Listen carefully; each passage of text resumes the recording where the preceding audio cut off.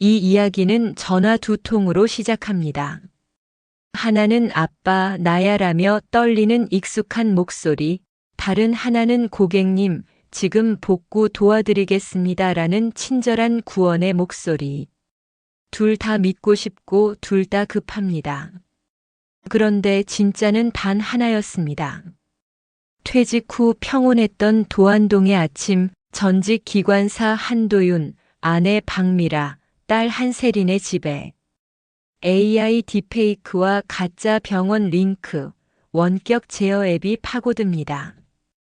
단 한 번의 허용으로 접근성 권한이 열리고 화면 위에 낯선 포인터가 움직이며 한도 상향과 분할 결제가 진행됩니다. 대표 번호라서 안전하다는 오해, 접근성 허용은 별거 아니다라는 착각을 오늘부로 끝내겠습니다. 천천히 그러나 정확하게요. 시작 전에 작은 부탁드립니다. 구독과 좋아요는 무료지만 저희에겐 진실을 끝까지 기록하는 연료가 됩니다. 알림 설정까지 해주시면 후속 편과 예방 가이드를 가장 먼저 받아보실 수 있어요. 필요하신 분께 공유해 주시면 그 한 번의 전송이 다음 피해를 막는 안내문이 됩니다. 나는 한도윤 70이다. 대전 도안동에서 산다. 35해를 기관사로 살다가 철로에서 내려온 지 이제 5년. 새벽 5시 반이면 눈이 떠진다. 몸이 기억하는 시간표가 있다. 기상, 세면, 물 한 컵. 이 순서를 어기면 하루 종일 뭔가 어긋나는 기분이 든다. 싱크대에서 물 한 컵을 들이켜면 비로소 하루가 시작된다. 찬물이 목구멍을 타고 내려가는 순간 어제와 오늘 사이의 경계가 선명해진다. 거실 창 너머로 갑천변의 산책로가 보인다. 아직 해가 완전히 뜨지 않은 시간, 조깅하는 사람들의 실루엣이 강변 따라 움직인다. 나도 저들처럼 부지런해야겠다고 생각하면서도 발걸음은 늘 식탁으로 향한다. 아내 박미라는 67이다. 동네 도서관 자원봉사를 나가기 전 내 혈압약을 식탁 위에 올려두고 간다. 하얀 알약 2개와 함께 메모지 1장. 저녁에 세린이가 전화한다니까 핸드폰 소리 키워두세요. 미라의 글씨는 정갈하다. 40년을 함께 살아도 그 글씨만 보면 25살 신부 때 모습이 떠오른다. 우리는 요란한 부자가 아니다. 퇴직금과 모아둔 저축, 지역 신협의 정기적금, 국채 몇 장. 총 12억 정도 된다. 모험은 젊을 때나 하는 것이 우리 합의였다. 친구들이 주식이나 부동산 이야기를 해도 고개만 끄덕인다. 기관사로 살면서 배운 것이 하나 있다면 예정된 시간표와 안전수칙을 지키는 것의 중요성이었다. 그것이 나를 여기까지 데려왔다. 딸 세리는 33이다. 서울 성수동에서 제품 디자이너로 산다. 통화할 때마다 바빠 죽겠다면서도 목소리는 늘 밝다. 지난달에는 이런 말을 했다. 아빠, 요즘 노인 대상 사기가 늘고 있대요. 아빠같이 성실한 사람이 더 위험하다니까요. 나는 웃으며 대답했다. 걱정 마라. 아빠가 그런데 속을 만큼 호락호락하냐. 그날 아침도 평범했다. 전기포트에서 물 끓는 소리가 부엌을 채우고 오목한 밥그릇에 미세한 스크래치가 숟가락 끝에 느껴진다. 뉴스에서는 연일 폭염을 예고한다. 기상캐스터의 목소리가 거실을 가로질러 흘러나온다. 오늘도 최고 기온 35도를 웃돌겠습니다. 나는 혈압약을 삼키고 물을 한 모금 더 마셨다. 갑천 너머로 해가 떠오르고 있었다. 산책로의 가로등이 하나둘 꺼져간다. 평범한 하루의 시작이었다. 아무도 모르는 채 내 하루는 끝 모양을 달리하기 시작했다. 오전 11시 4분 전화가 왔다. 번호는 서울 국번이었다. 010이 아닌 02로 시작하는 번호. 나는 설거지를 하다가 물기를 털고 전화를 받았다. 여보세요? 아빠? 잠깐 쉰 듯한 세린의 목소리였다. 평소와 달랐다. 무언가 억지로 참고 있는 듯한 떨림이 있었다. 서늘한 전류가 등줄기를 탔다. 세린아, 무슨 일이야? 교통사고 났어. 턱이랑 갈비뼈 많이 아파. 응급수술 동의서에 사인해야 한대. 세린의 목소리 뒤로 병원 특유의 소란스러운 소음이 들렸다. 누군가 이름을 부르는 소리, 구급차 사이렌, 의료진들의 급박한 대화. 내 손에 쥔 스마트폰이 갑자기 무거워졌다. 뒤이어 다른 목소리가 전화를 넘겨받았다. 한빛치료원 원무팀이라며 남자 직원이었다. 목소리는 정중하고 단정했다. 전형적인 병원 직원의 말투였다. 안녕하십니까? 한빛치료원입니다. 환자분의 보호자가 맞으시죠? 나는 네, 아버지입니다. 라고 대답했다. 환자분께서 교통사고로 내원하셨는데요. 늑골 골절과 안면 타박상이 확인됐습니다. 지금 응급실에서 처치 중이시고요. 남자의 설명이 이어졌다. 보호자분, 환자분이 출혈이 있어 지체가 곤란합니다. 전자동의 링크를 보내드릴게요. 본인 인증만 하시면 됩니다. 병원 소음이 계속 들렸다. 기계음, 멀리서 누군가 우는 소리, 발걸음 소리가 복잡하게 섞여 있었다. 모든 것이 너무 생생했다. 곧바로 문자가 도착했다. 발신자는 한빛치료원이었다. 문자를 열어보니 긴 인터넷 주소가 있었다. 클릭해서 들어가니 주소창에는 녹색 자물쇠 아이콘이 반짝였고 페이지 상단엔 병원 로고가 또렷했다. 아버님, 페이지가 열리셨나요? 전화 너머 직원이 물었다. 네, 열렸습니다. 좋습니다. 거기서 본인 인증하시면 되는데요. 그런데 죄송합니다. 지금 저희 시스템에 모바일 결제 오류가 있어요. 임시로 저희 원무 도우미 앱을 잠시 설치하시고요. 제가 단계별로 안내해 드릴게요. 나는 주저했다. 앱 설치라니. 평소 같으면 신중하게 생각해 봤을 일이었다. 하지만 스피커에서 희미하게 들린 세린의 떨리는 숨소리가 모든 망설임을 지웠다. 내 딸이 저 멀리 서울 응급실에서 아파하고 있는데 아버지인 내가 앱 설치 따위를 고민하고 있을 때가 아니었다. 아버님, 괜찮으십니까? 직원이 다시 물었다. 네. 어떻게 하면 되죠? 걱정 마십시오. 간단합니다. 제가 차근차근 알려드릴게요. 전화 너머로 세린의 약한 신음소리가 또 한 번 들렸다.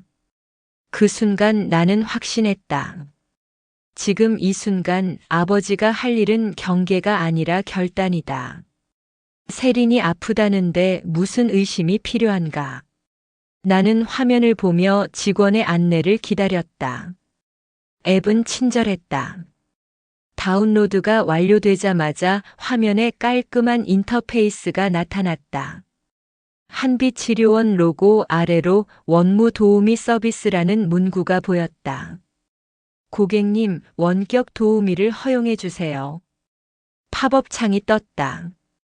경고 메시지 위에 안내 문구가 겹쳐 떴다.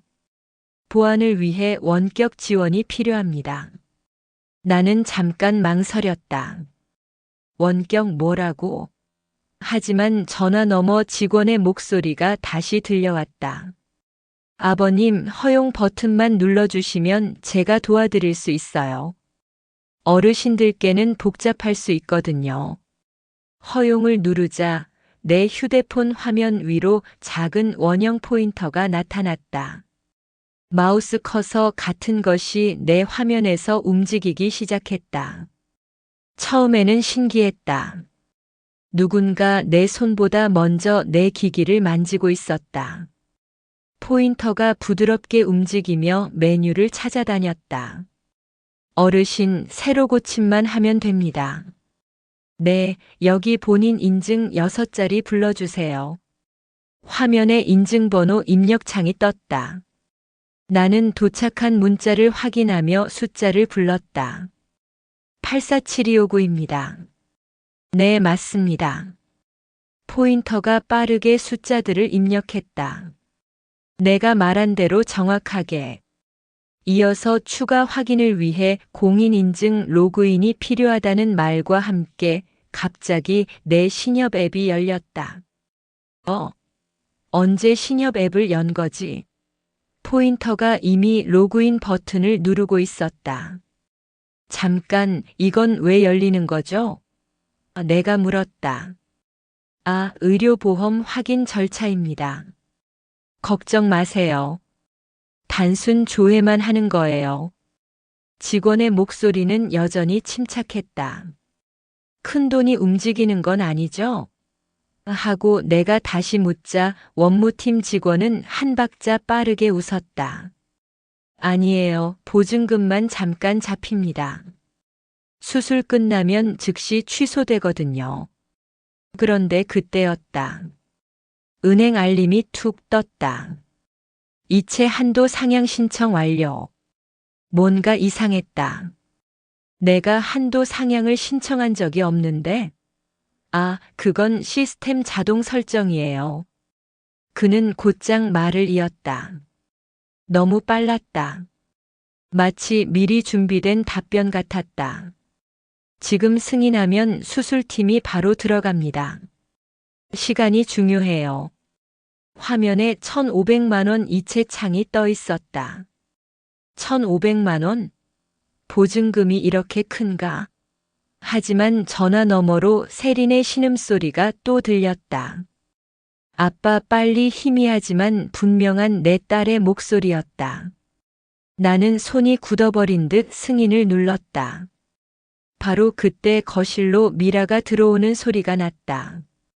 도서관에서 돌아온 것 같았다. 나는 허둥지둥 스피커를 끄고 귓속말로 말했다. 미라야, 잠깐 전화 중이야. 세린이 회사에서 서류 보낸대. 거짓말이었다. 왜 거짓말을 했는지 나도 모르겠다. 아내가 멈칫했다. 점심은 어떻게 해?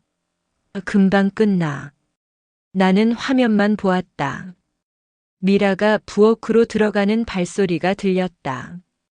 포인터는 잠깐 멈췄다가 다시 빠르게 확인을 눌렀다. 그 속도는 병원 직원의 바쁨이라기보다는 무언가 익숙한 절도에 가까웠다. 마치 수십 번, 수백 번 해본 일인 것처럼. 하지만 그 순간에 나는 그 차이를 구분하지 못했다. 내 머릿속에는 오직 세린의 아픈 목소리만 맴돌고 있었다. 3시가 지나도 수술 시작 알림은 오지 않았다. 원무팀 직원은 승인 후 바로 수술에 들어간다고 했는데 벌써 4시간이 지났다. 불안이 서서히 기어 올라왔다. 나는 전화를 걸어보기로 했다. 아까 통화했던 번호를 다시 눌렀다. 받지 않았다. 여보세요? 여보세요? 신호음만 계속 울렸다. 끊고 다시 걸었다. 5번, 6번. 한빛치료원 안내라고 표시된 번호는 이제 통화 중이거나 없는 번호라는 음성 안내만 나왔다. 이상했다. 병원이 전화를 받지 않을 리가 없는데. 혹시 수술이 복잡해진 건 아닐까? 오후 4시 나는 인터넷으로 한빛치료원을 검색했다. 서울에 그런 이름의 병원이 있기는 했다. 하지만 대표 번호가 아까 받은 번호와 달랐다. 분원이 있나 보다. 아니면 응급실 직통 번호일 수도 있고. 나는 스스로를 안심시키려 했다. 불안이 겨울처럼 밀려올 때쯤 은행에서 전화가 왔다. 안녕하세요. 도안신협입니다. 고객님, 방금 고액 해외 결제 시도가 감지됐는데요. 본인이 맞으십니까? 해외 결제. 1,500만 원이 해외로 나간 거라는 말인가? 네, 제가 했습니다. 나는 자동응답처럼 말했다. 왜 그렇게 말했는지 나도 모르겠다. 병원비니까 당연히 내가 낸 거 아닌가. 확인됐습니다. 감사합니다. 신협 직원이 끊었다. 그제야 이상한 생각이 들었다. 병원비가 왜 해외 결제로 처리되는 거지? 방금 전까지도 나는 아버지였고 싶었다. 누군가의 치료비를 내는 사람. 딸의 수술비를 책임지는 든든한 아버지. 그게 내가 할 수 있는 일이었다.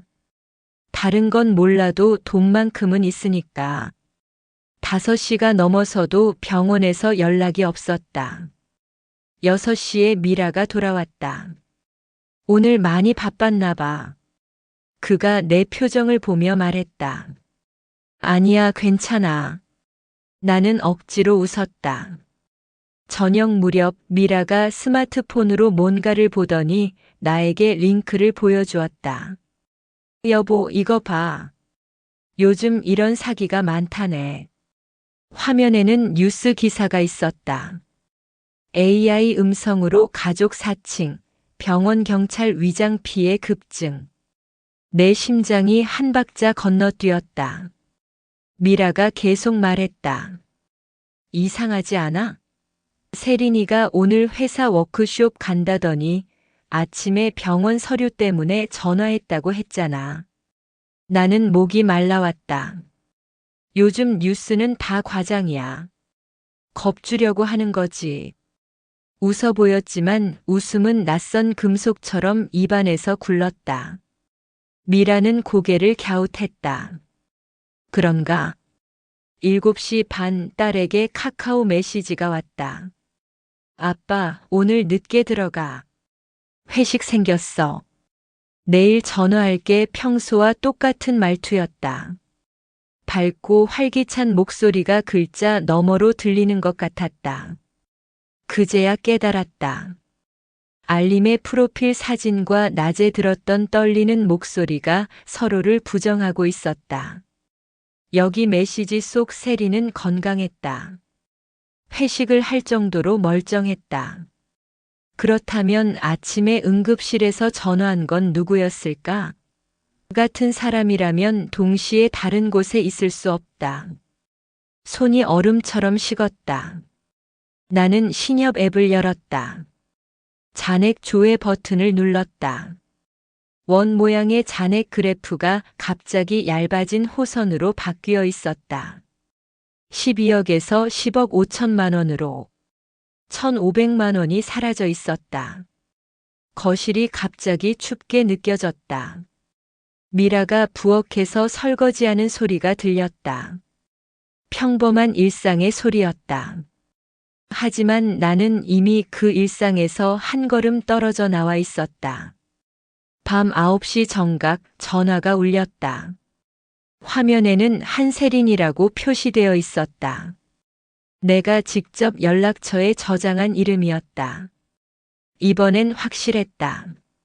나는 떨리는 손으로 통화 버튼을 눌렀다. 아빠, 회식 끝났어. 목소리 왜 그래? 세린의 목소리는 맑고 생기 있었다. 낮에 들었던 그 떨리고 아픈 목소리와는 완전히 달랐다. 나는 아무 말도 못하고 숨만 골랐다. 목이 막혔다. 어떻게 설명해야 할지 몰랐다. 그때 대신 문자 알림이 연달아 떠올랐다. 하나, 둘, 셋. 해외 결제 한 건 승인, 간편 결제 등록 완료, 신규 기기 로그인 알림 계좌. 연동 서비스 신청 완료. 알림의 행렬이 내 눈앞에서 하얀 파도처럼 부서졌다. 휴대폰 화면이 온통 알림으로 도배되었다. 아빠, 왜 말이 없어? 무슨 일이야? 세린이 걱정스러운 목소리로 다시 물었다. 나는 떨리는 목소리로 말했다. 세린아, 오늘 낮에 내 목소리가 여기로 전화 왔었어. 너라고 했어. 응급실에 있다고. 딸은 잠시 침묵했다. 그리고 한숨을 크게 쉬었다. 아, 안 돼, 아빠, 그거 딥페이크야. 내 목소리를 복사한 거야. 절대 아무것도 누르면 안 돼. 세린의 목소리가 급해졌다. 지금 당장 모든 계정 비밀번호 바꾸고 은행에 전화해서 즉시 지급정지 걸어야 해. 내 머리가 하얘졌다. 딥페이크?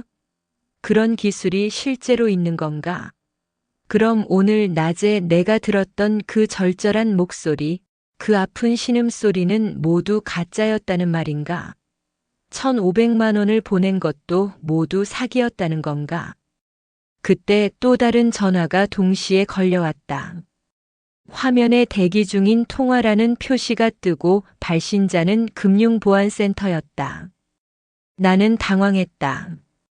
어떻게 해야 하지? 세린이와 통화 중인데 다른 전화가 왔다. 잠깐, 세린아. 다른 전화가 와서 아빠 절대 받지 마. 세린이 소리쳤다. 하지만 나는 이미 통화 전환 버튼을 눌러버렸다. 한도윤 고객님, 금융보안센터입니다. 고객님의 계정이 탈취되었습니다. 지금 바로 복구 코드를 불러주셔야 추가 피해를 막을 수 있습니다. 남자의 목소리는 차분하면서도 긴급했다. 마치 나를 구하러 온 구원자 같았다. 나는 두 통의 전화 사이에 멈춰 섰다. 다시 통화를 전환했다. 세린아, 금융보안센터에서 전화가 왔어. 복구 코드를 불러달라는데 아빠, 그것도 사기야. 절대 금융보안센터 같은 곳은 없어. 제발 다른 전화 받지 마. 나만 믿어. 다시 전환했다. 금융보안센터 직원이 말했다. 고객님, 지금 끊으시면 복구 기회를 완전히 상실하십니다. 더 많은 돈이 빠져나갈 수 있어요. 목소리에 조급함이 섞여 있었다. 거실의 시계가 딱딱딱. 초침 소리가 목을 죄는 것 같았다. 한쪽은 살아있는 내 딸, 다른 한쪽은 구원의 목소리로 위장한 덫. 두 목소리가 내 머릿속에서 충돌했다. 누구를 믿어야 하나? 세린이는 젊으니까 이런 걸 잘 알 텐데, 하지만 금융보안센터라는 곳도 정말 있을 법하지 않나? 나는 숨을 깊게 들이마시고 결단을 내렸다. 금융보안센터라는 통화를 끊고 하나의 통화만 남겼다. 세린아, 같이 하자. 지금부터 내가 도와줘. 응, 맞아. 아빠 잘했어. 딸의 숨소리가 고르게 들려왔다. 아빠, 이제부터 내가 안내할게. 차근차근 따라해. 그리고 바로 그때 화면 아래에 새 알림 한 줄이 떠올랐다. 신규 수표 발행 신청 완료. 내 심장이 또다시 떨어졌다. 수표 발행? 언제 그런 걸 신청했지? 오늘 하루 동안 내가 모르는 사이에 도대체 얼마나 많은 일이 벌어진 건가? 세린아, 또 다른 알림이 와. 수표 발행이라는 게 아빠 당황하지 마. 지금부터 하나씩 정리하자. 일단 모든 앱을 종료하고 내가 말하는 대로만 해. 아침 9시. 휴대폰 화면에는 신규 수표 발행 신청 완료가 여전히 박혀 있었다. 지우려고 해도 지워지지 않는 상처 같았다. 밤새 딸 세린과 전화로 연결된 채 비밀번호를 갈아엎고 간편 결제와 기기 등록을 죄다 해지했다. 손가락이 아플 정도로 화면을 누르고 또 눌렀다. 그래도 알림은 멈추지 않았다. 아빠, 지금은 지급 정지부터 해야 해요. 세린이 영상통화로 안내했다. 화면 속 딸의 얼굴은 밤을 새운 티가 역력했다. 눈 밑에 다크서클이 짙게 깔려 있었다. 나 때문이었다. 내가 바보짓을 해서 딸까지 밤을 새우게 만들었다. 나는 신협 상담원과 연결됐다. 대기 시간이 길었다. 보통 때라면 3분이면 연결될 텐데 오늘은 10분 넘게 기다려야 했다. 혹시 나 같은 피해자들이 많아서 상담원이 부족한 건 아닐까? 그런 생각을 하니 더욱 부끄러웠다. 안녕하세요, 고객님. 어떤 일로 연락 주셨나요? 상담원의 목소리는 다소 피곤해 보였다. 아마 오늘 아침부터 이런 전화를 여러 통 받았을 것이다. 나는 떨리는 목소리로 상황을 설명했다. 보이스피싱 피해를 당했습니다. 지급 정지를 걸어주세요. 네, 확인해 드릴게요. 고객님, 원격 제어 흔적이 보입니다. 상담원이 뭔가를 확인하더니 말했다. 앱 권한에서 다른 앱 위에 표시와 접근성 서비스가 모두 허용되어 있네요. 어제 오후에 이체 내역이 여러 건 있고요. 상담원의 목소리는 정확했지만 멀게 느껴졌다. 마치 다른 세계에서 들려오는 소리 같았다. 반면 어제 전자동의를 눌렀던 내 손가락의 감촉만은 생생했다. 아직도 손끝에서 그 버튼의 차가운 감촉이 느껴지는 것 같았다. 오전 9시 17분. 나는 다시 신협 앱을 열어봤다. 잔액 그래프는 또 한 번 얇아져 있었다. 어젯밤에 확인했을 때보다 더 많이. 소액이 여러 건 빠져나갔고 큰 금액들은 처리 중이라는 표시로 묶여 있었다.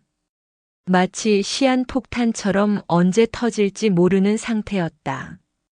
고객님, 일단 계좌 지급 정지는 걸어놨습니다. 하지만 이미 처리된 거래는 되돌리기 어려울 수 있어요. 상담원이 말했다. 사이버 수사대에 신고하시고 은행 내부 조사도 병행해야 합니다. 전화를 끊고 나서 나는 멍하니 앉아 있었다. 세린이 영상통화 화면에서 말했다. 아빠, 경찰서 가요. 증거 보전 신청해야 해요. 시간이 지날수록 추적이 어려워져요. 그 말을 듣는 순간 비로소 온몸이 땅에 닿는 느낌이었다. 지금까지는 마치 공중에 떠 있는 것 같았는데 이제야 현실이 발밑에 단단하게 자리 잡았다. 내가 범죄 피해자가 되었다는 현실이, 경찰서에 가야 한다는 현실이. 나는 미라를 불렀다. 미라야, 나와봐. 아내가 부엌에서 나왔다. 어젯밤 늦게까지 나와 세린이 통화하는 소리를 들었을 텐데 아무 말 하지 않고 기다려줬다. 미라의 눈빛에서 이미 뭔가 짐작하고 있다는 걸 알 수 있었다. 고백은 짧았다. 보이스피싱 당했어. 1,500만 원 넘게 나갔어. 그 한마디가 전부였다. 더 이상 설명할 말이 없었다. 방 안의 공기는 길고 무거웠다. 미라는 한참 동안 아무 말도 하지 않았다. 시계 초침 소리만 똑똑거렸다. 언제부터? 미라가 조용히 물었다. 화가 난 목소리는 아니었다. 오히려 차분했다. 그게 더 무서웠다. 어제 오전부터. 세린이가 다쳤다고 내 목소리가 떨렸다. 미라는 고개를 끄덕였다. 경찰서 가자. 지금 당장. 그 말에는 비난도 한탄도 없었다. 오직 해야 할 일에 대한 결연함만 있었다. 대전 유성경찰서 사이버 수사팀. 회색 건물 3층 끝자리에 위치한 작은 사무실이었다. 생각보다 소규모였다. 컴퓨터 몇 대와 화이트보드, 그리고 각종 증거물들이 담긴 상자들이 전부였다. 경위 유지연이 우리 앞에 앉았다. 40대 중반 정도로 보이는 그는 안경을 쓰고 있었고 말투는 차분했지만 눈빛은 날카로웠다. 요즘 딥페이크 가족 사칭 패턴이 정말 많습니다. 유경희가 내 진술서를 받아보며 말했다. 음성은 AI로 만들고 링크는 가짜 병원 도메인을 사용해요. 자물쇠 아이콘만 믿으면 절대 안 됩니다. 그건 기본 보안 인증일 뿐이거든요. 나는 고개를 끄덕였다. 어제 그 녹색 자물쇠를 보고 얼마나 안심했던가. 그게 나를 더 깊은 함정으로 이끌었다는 걸 이제야 깨달았다. 유경희는 내 휴대폰을 받아 들여다보기 시작했다. 원격 도우미 앱 로그와 문자 링크 메타데이터를 확인해 보겠습니다. 그의 손가락이 화면을 빠르게 움직였다. 전문가의 손놀림이었다. 아, 여기 푸니코드가 보이네요. 푸니코드요? 나는 처음 듣는 말이었다. 네, 한글 도메인을 영문으로 변환한 코드예요. 예를 들어 한빛치료원. 캄 같은 주소를 보면 정상적인 병원 사이트 같지만 실제로는 전혀 다른 서버로 연결되는 거죠. 유경희가 설명했다. 병원 이름은 똑같아 보여도 사실은 완전히 다른 주소인 셈입니다. 미라가 옆에서 한숨을 쉬었다. 이런 걸 일반인이 어떻게 알겠어요? 맞습니다. 그래서 더 악질적인 거죠. 유경희가 동의했다. 나는 고개를 끄덕였지만 눈앞에서 흔들린 건 도메인 주소가 아니라 자책감이었다. 왜 나는 그렇게 쉽게 믿었을까?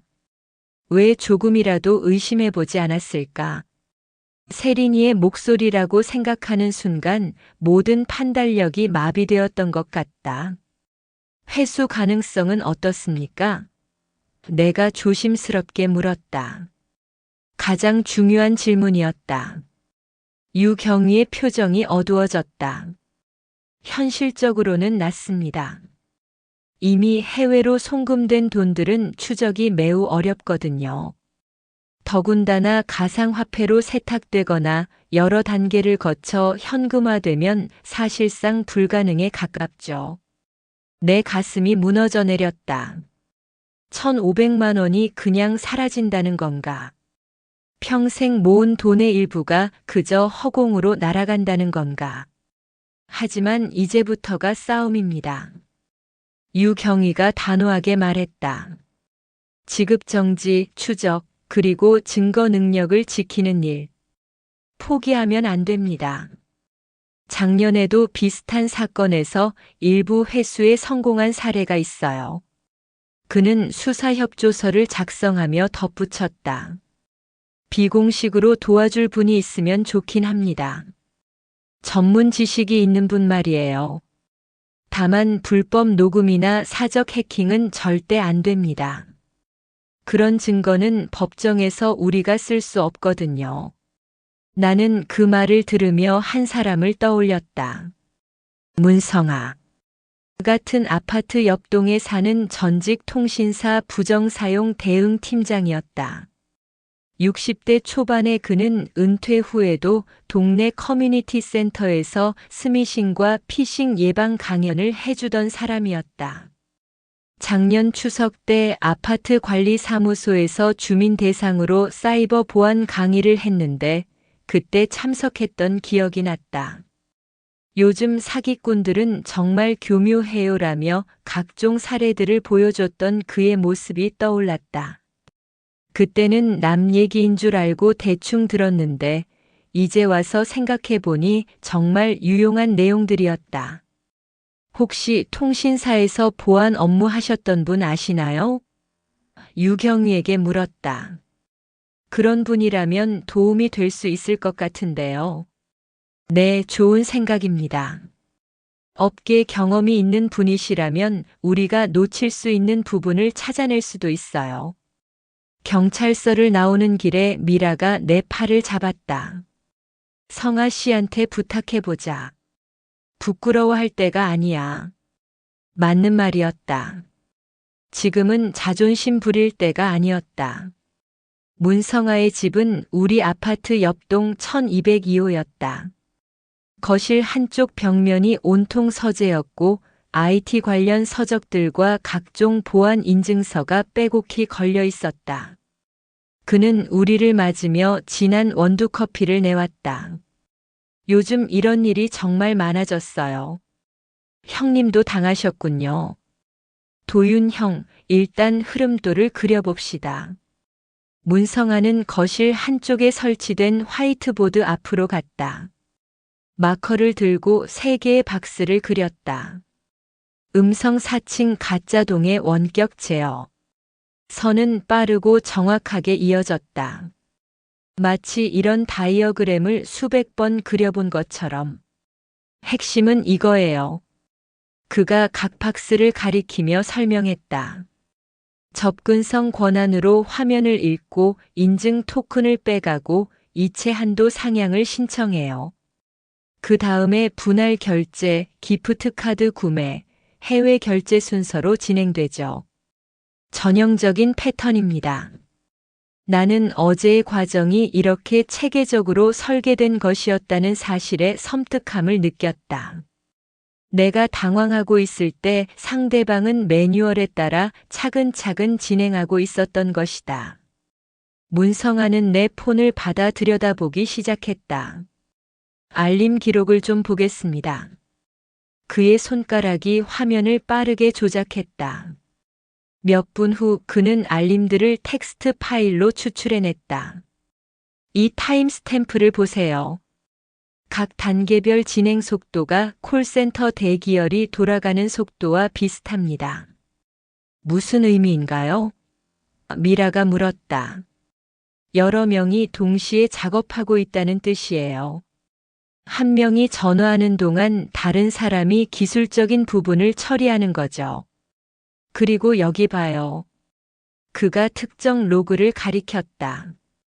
한국에서 버튼을 눌러도 실제 결제 라우팅은 해외 서버를 거쳐요. 추적을 어렵게 만들려는 의도입니다.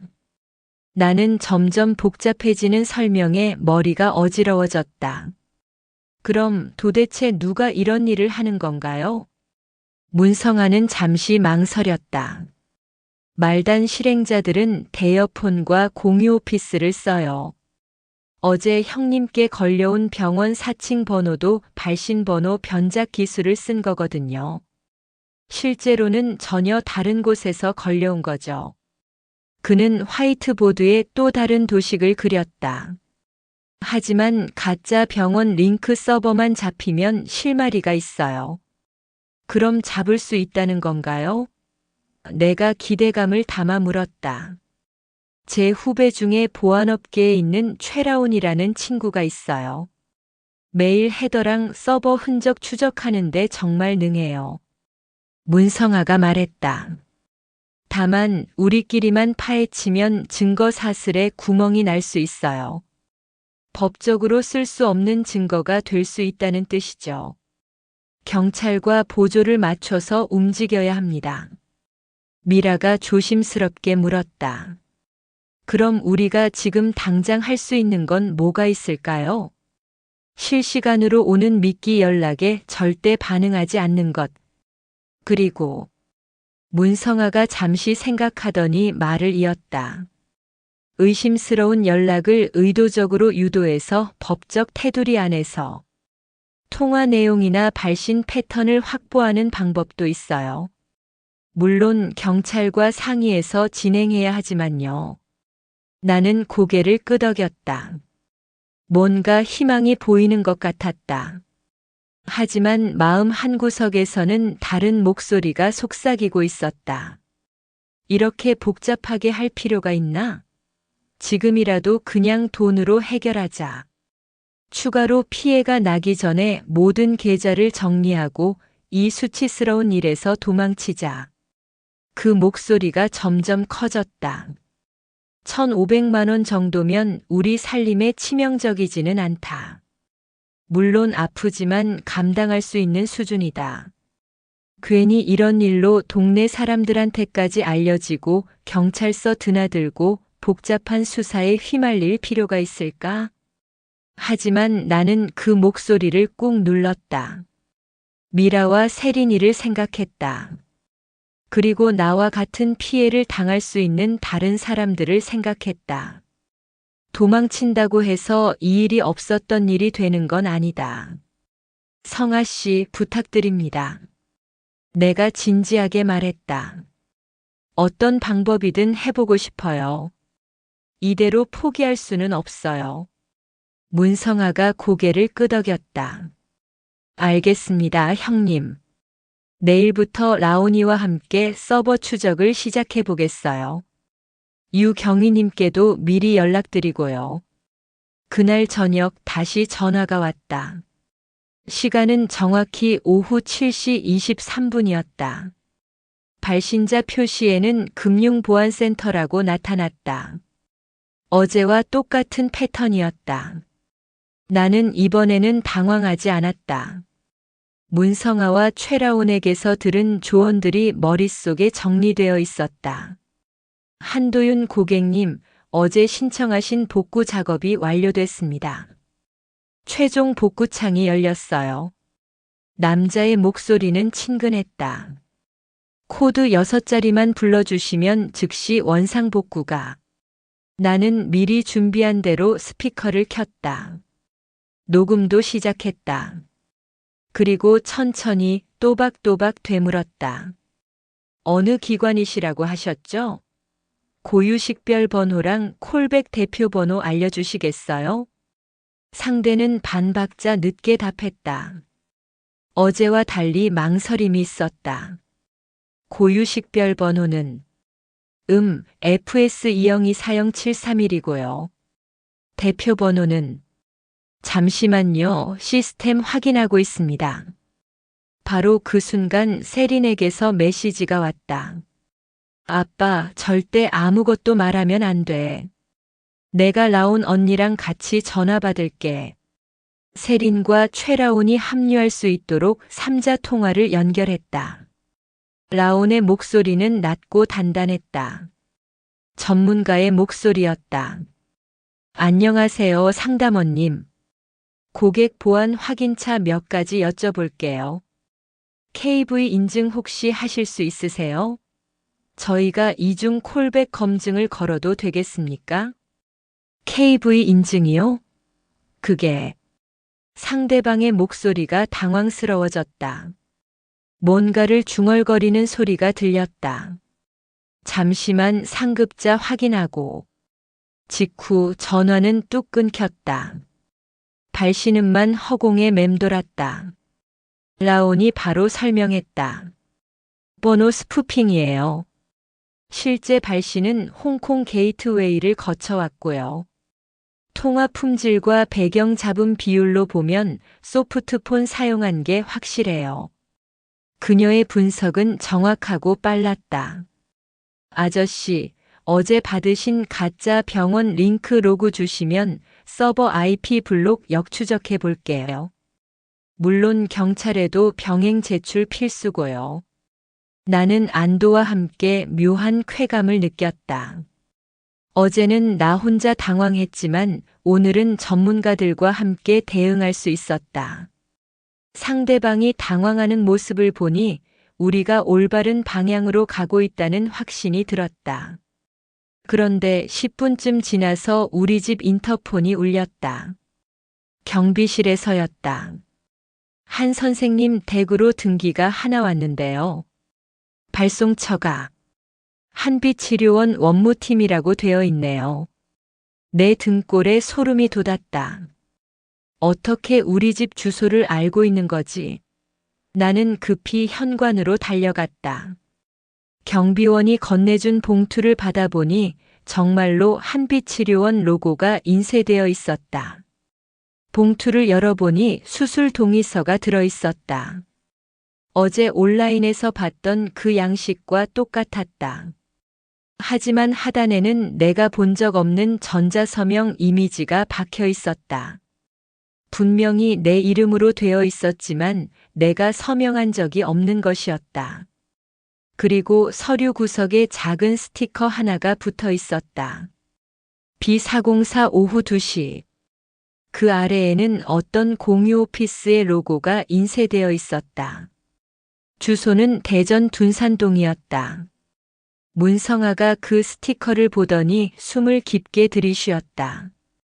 이건 덧치자 오만이에요. 그의 목소리에 긴장감이 흘렀다. 자신감이 넘치거나 혹은 실수를 한 거거나 둘 중 하나예요. 무슨 의미인가요? 미라가 물었다. 범죄자들이 피해자에게 이런 구체적인 위치 정보를 보내는 건 매우 이례적이에요. 보통은 추적을 피하려고 모든 걸 온라인으로 처리하거든요. 문성아가 설명했다. 이건 마치 우리가 어디 있는지 알아맞혀 봐라고 도전하는 것 같아요. 나는 스티커를 다시 자세히 들여다봤다. B-404호 오후 2시. 이게 정말 사기꾼들의 아지트 정보일까? 아니면 우리를 또 다른 함정으로 유인하려는 미끼일까? 다음 날 우리는 경찰과 공조하기로 했다. 유경위는 형사 둘을 더 붙여주었다. 한 명은 김 형사, 다른 한 명은 박 형사였다. 둘 다 사복을 입고 있어서 일반인과 구별이 안 됐다. 현행범 체포는 협박이나 강요 또는 전자기록 위조를 시도할 때 노립니다. 유경위가 브리핑했다. 그 선을 넘기 전까지는 접촉 확인만 하겠습니다. 절대 성급하게 움직이시면 안 돼요. 공유 오피스는 대전 둔산동 한복판에 있었다. 12층짜리 사무용 건물의 4층이었다. 엘리베이터에서 내리니 복도 공기가 프린터 토너 냄새로 가득했다. 여러 작은 사무실들이 줄지어 있었고 각 문마다 회사 이름들이 붙어 있었다. 우리는 약속 시간보다 15분 일찍 도착했다. B-404호는 복도 끝쪽에 있었다. 문 위의 표찰에는 디지털 솔루션 컨설팅이라고 적혀 있었다. 불이 켜져 있었다. 더 놀라운 건 문이 반쯤 열려 있다는 것이었다. 나는 문틈으로 안을 들여다봤다. 작은 사무실 안에는 책상 2개와 의자들, 그리고 한쪽 벽에 화이트보드가 있었다. 화이트보드에는 낯선 영어 단어들이 지문처럼 남아 있었다. 보이스 클론, 웜업 프람프트 투닝, 리커버 토컨, OTP 딜레이 스크립트. 마치 암호 같은 것들이었다. 책상 위에는 흰 봉투가 3개 놓여 있었다. 각각 채무 변제 합의서 초안, 고객 응대 스크립트, 원격 지원 체크리스트라고 라벨이 붙어 있었다. 김 형사가 문틈으로 사무실 안을 확인한 후 고개를 끄덕였다. 일단 들어가 봅시다. 우리는 조용히 사무실 안으로 들어갔다. 나는 봉투 속 체크리스트를 꺼내 읽어봤다. 첫 줄부터 충격적이었다. 1. 피해자 가족 관계 파악 부모 자녀 배우자 형제자매. 이 첫 통화는 감정우름한 숨쉬음으로 시작. 3. 의심 방지를 위해 대표번호 확인 유도 후 직통 연결. 4. 원격 앱을 통한 접근성 권한 확보. 5. 이체 한도 상향을 10분 간격으로 분산 처리. 내가 당했던 수법이 매뉴얼화되어 있었다. 이들에게는 나 같은 피해자가 그저 체크리스트의 한 항목에 불과했던 것이다. 고객 응대 스크립트 봉투도 열어봤다. 안에는 여러 시나리오가 정리되어 있었다. 교통사고 버전, 응급실 버전, 학교 폭력 버전, 투자 사기 피해 버전. 각각 상황별로 사용할 멘트들이 세세하게 적혀 있었다. 심지어 울음소리 타이밍이라는 항목까지 있었다. 유경위가 손짓했다. 아직 현행범 확인까지는 아니에요. 증거 수집 단계입니다. 바로 그때 현관 너머에서 발걸음 소리가 다가왔다. 두 남자가 휴대폰을 보며 서로 대화를 나누고 있었다. 목소리가 점점 가까워졌다. 오늘 거는 쉬워. 지방 거주 70대, 딸이 디자이너래. 어제 반쯤 물렸으니까 오늘 마무리하자. 내 심장이 한 박자 늦게 뛰었다. 그 말은 분명히 우리를 가리키는 것이었다. 나와 세린 말이다. 이들이 우리 정보를 그렇게 정확하게 파악하고 있다는 게 소름 끼쳤다. 문성아가 아주 작은 목소리로 속삭였다. 형, 여기서 우리가 할 일은 연기예요. 어제 2통의 전화 중 하나를 고르던 때처럼 말이에요. 나는 천천히 문 손잡이를 잡았다. 유경희가 고개를 끄덕였다. 김 형사와 박 형사가 양쪽 벽에 몸을 붙였다. 우리는 모두 숨을 죽이고 기다렸다. 문이 더 열리면서 두 남자의 그림자가 복도에 길게 늘어졌다. 그들은 여전히 휴대폰을 들여다보며 이야기하고 있었다. 그 순간 한 남자의 폰 화면에 발신자 이름이 번쩍 나타났다. 한세린. 내 딸 이름이었다. 가짜 발신 자명으로 다른 피해자에게 전화를 걸려는 참이었다. 나는 본능적으로 앞으로 한 발짝 나섰다. 그 이름 어디서 났는가? 내 목소리는 생각보다 차분했다. 두 남자의 눈이 동그랗게 커졌다. 그들은 우리가 여기 있을 거라고는 전혀 예상하지 못했던 것 같았다. 바로 그 순간 복도 끝에서 또 다른 벨소리가 울렸다. 누군가의 휴대폰이었다. 화면에는 금융보안센터라는 발신 자명이 떠 있었다. 딱, 딱, 딱 내 가슴속 초침이 다시 움직이기 시작했다. 하지만 이번에는 달랐다. 어제까지는 내가 당하는 입장이었다면 이제는 내가 선택할 차례였다. 지금부터는 내가 말했다. 우리가 묻는다. 문이 반쯤 열린 채였다. 복도 끝 형광등이 깜빡이며 불안정한 빛을 던지고 있었다. 그 빛이 B-404 안쪽 화이트보드에 기묘한 단어들을 비춰냈다. 보이스 클론, OTP 딜레이, 리커버 토컨. 마치 암호 같은 것들이었다. 유지연 경위가 우리에게 눈짓을 보냈다. 조용히 하라는 신호였다. 문성아는 긴장한 듯 손바닥에 밴 땀을 바지에 닦고 한 발 뒤로 물러섰다. 복도 저편에서 발걸음 소리가 점점 가까워졌다. 두 남자가 휴대폰을 보며 대화하면서 다가왔다.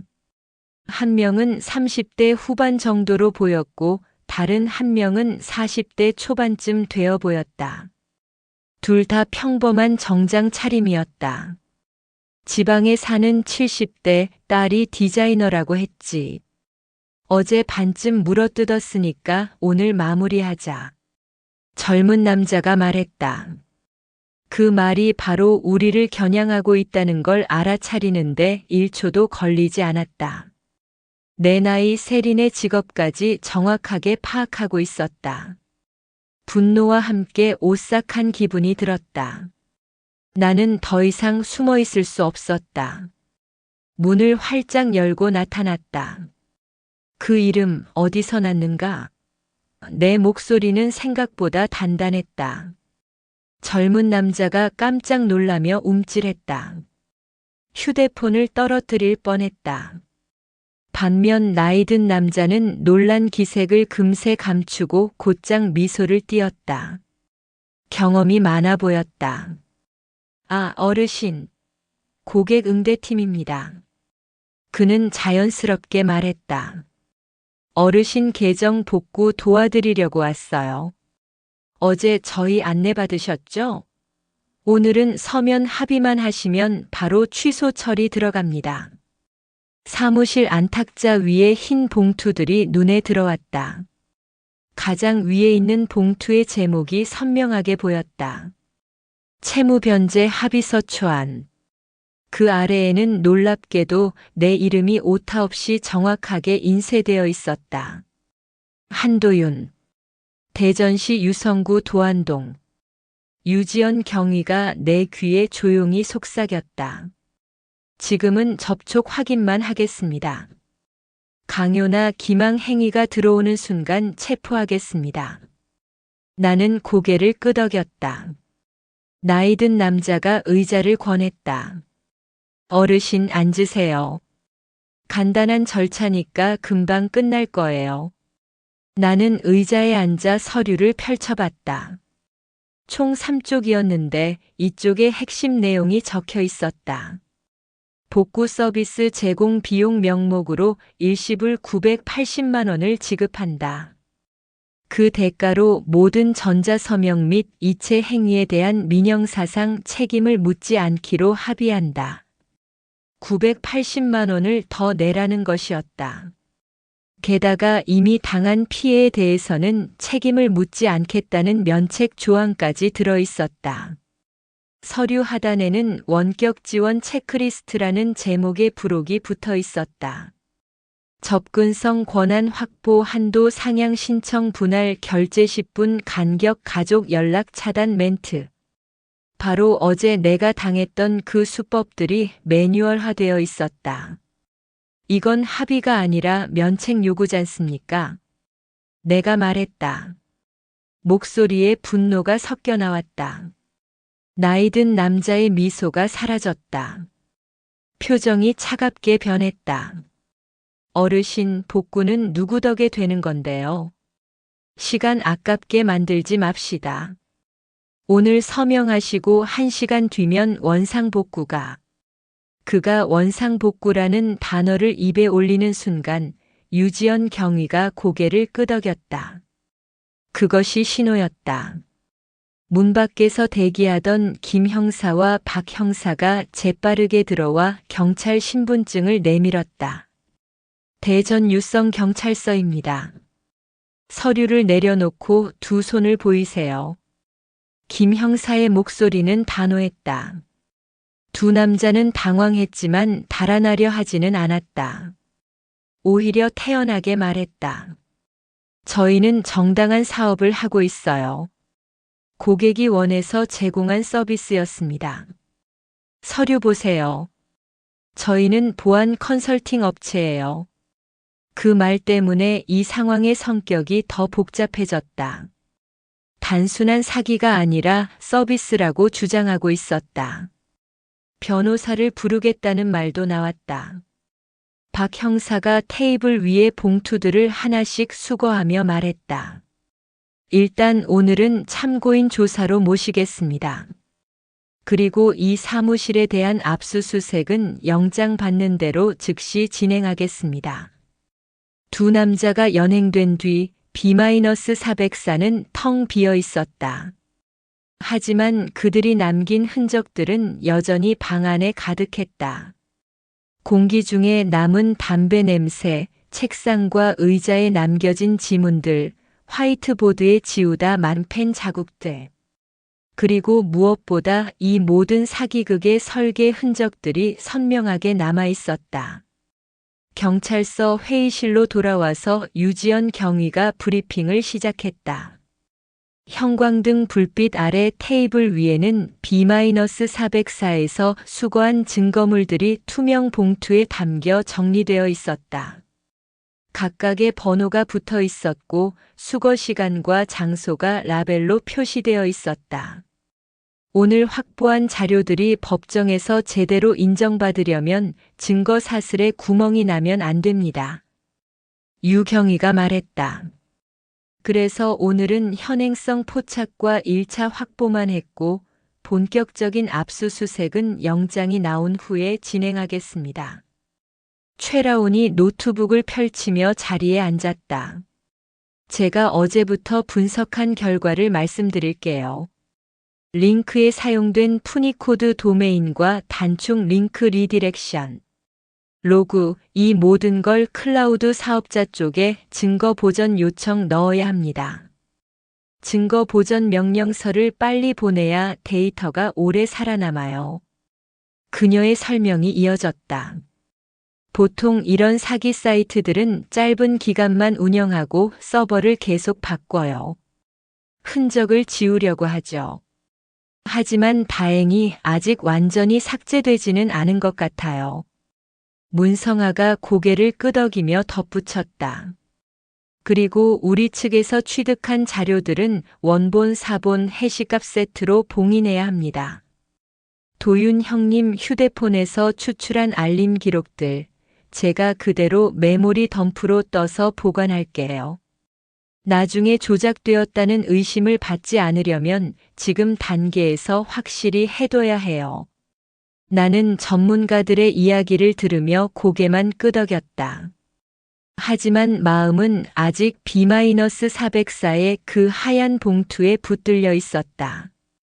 모든 전자서명 및 이체 행위에 대한 민영사상 책임을 묻지 않기로 합의한다. 그 문장이 내가 어제 느꼈던 수치심과 정확히 맞물렸다. 그들이 나에게서 뺏어가려는 건 돈만이 아니었다는 걸 이제 알겠다. 사건에 이름을 붙이고 그 책임이 누구에게 있는지 정하는 권리까지 빼앗으려 했던 것이다. 내가 합의라는 이름으로 모든 걸 덮어버리고 마치 내가 원해서 돈을 준 것처럼 만들려고 했다. 유경희가 계속 설명했다. 이들의 수법은 점점 교묘해지고 있습니다. 단순한 사기를 넘어서 법적 테두리를 교묘하게 이용하려고 해요. 서비스 제공이나 합의 같은 용어를 사용해서 자신들의 행위를 포장하려고 하거든요. 아버지. 세린이 내 손을 잡았다. 화상통화로 참석한 세린의 얼굴이 노트북 화면에 나타났다. 오늘 그 말씀 안 하셔서 정말 다행이에요. 무슨 말이냐? 나는 물었다. 그냥 돈으로 끝내자는 말이요. 세린의 목소리에는 안도감이 섞여 있었다. 한때 아빠가 그렇게 말씀하실까봐 걱정했거든요. 이 모든 걸 조용히 덮어버리자고 하실까봐. 나는 잠시 생각했다. 사실 그런 유혹이 없었던 건 아니다. B-404에서 그 합의서를 볼 때 잠깐이나마 이렇게 해서 끝낼 수 있다면 하는 생각이 들었던 것도 사실이다. 980만 원이 아깝긴 하지만 이 모든 복잡한 일들에서 벗어날 수 있다면 차라리 나을지도 모른다는 생각이었다. 하지만 오늘은 그 말을 삼켰다. 입 밖으로 내지 않았다. 그 삼킨 자리에 다른 언어들이 자리 잡기 시작했다. 절차, 보전, 합법성, 증거 사슬. 어제까지는 전혀 모르던 단어들이 이제는 내게도 중요한 의미를 갖게 되었다. 미라가 옆에서 조용히 말했다. 여보, 힘들어도 끝까지 가봐요. 우리만의 문제가 아니잖아요. 맞는 말이었다. 나 같은 피해자가 또 생기는 걸 막으려면 이런 체계적인 사기를 그냥 덮어버려서는 안 된다. 그들이 준비한 합의서라는 함정에 빠져서도 안 된다. 최라온이 화면을 보며 말했다. 내일부터 본격적인 디지털 포렌식이 들어갑니다. 서버 로그 분석하고 자금 흐름 추적하고 다른 피해 사례들과의 연관성도 찾아볼 거예요. 시간은 걸리겠지만 반드시 실마리를 찾을 거예요. 나는 고개를 끄덕였다. 이제는 도망치고 싶지 않았다. 싸워보고 싶었다. 제대로 된 방법으로. 다음 날 오전 영장이 떨어졌다. 대전지방법원에서 발부된 압수수색 영장을 받아든 유지연 경위의 표정은 단단했다. 이제 본격적으로 시작입니다. B-404로 다시 돌아갔을 때 그 사무실은 어제와는 다른 모습이었다. 수사관들이 체계적으로 증거를 수집하고 있었다. 의외로 사무실 자체는 소박했다. 책상 2개, 의자 몇 개, 프린터 1대. 겉보기에는 평범한 소규모 사무실 같았다. 하지만 서랍에서 나온 운영 매뉴얼은 전혀 소박하지 않았다. 김 형사가 발견한 USB에서 나온 파일 목록을 보는 순간 나는 등골이 서늘해졌다. 콜드스타트 작전 서비 3.9 PDF 응대 스크립트 가족 사칭 KOR XLSX 접근성 권한 획득 UI 설계 PSD 분할 결제 타이밍 테이블 CSB 타깃 프로파일 고령 1인 가구 자녀 타 지역 XLSX 각 파일명이 하나의 범죄 설계도였다. 버전 3.9라는 것은 이미 여러 번 업데이트를 거쳤다는 뜻이고 UI 설계 파일이 있다는 것은 전문 개발자가 참여했다는 의미였다. 나는 타깃 프로파일 파일을 아무 말 없이 넘겨받아 열어봤다. 엑셀표의 맨 위 행에는 자녀 목소리 확보 경로 인터뷰 브이로그 회사 홍보 영상라는 항목이 적혀 있었다. 내 목에 작은 돌멩이가 걸린 듯한 느낌이 들었다. 최라온이 파일을 하나씩 열어보며 분석했다. 이것 보세요. 음성 샘플 수집 방법이 체계적으로 정리되어 있어요. 그녀가 가리킨 곳에는 세린의 회사 이름이 적혀 있었다. 성수 디자인 스튜디오. 그리고 그 옆에는 영상 링크가 첨부되어 있었다. 링크를 클릭하자 세린이 회사 소개 영상에서 활짝 웃으며 말하는 모습이 나타났다. 안녕하세요. 저는 제품 디자이너 한세린입니다. 그 밝고 명랑한 웃음소리를 그들은 샘플이라고 부르고 있었다. AI 음성 합성의 재료로 쓰기 위해서. 여기 보세요.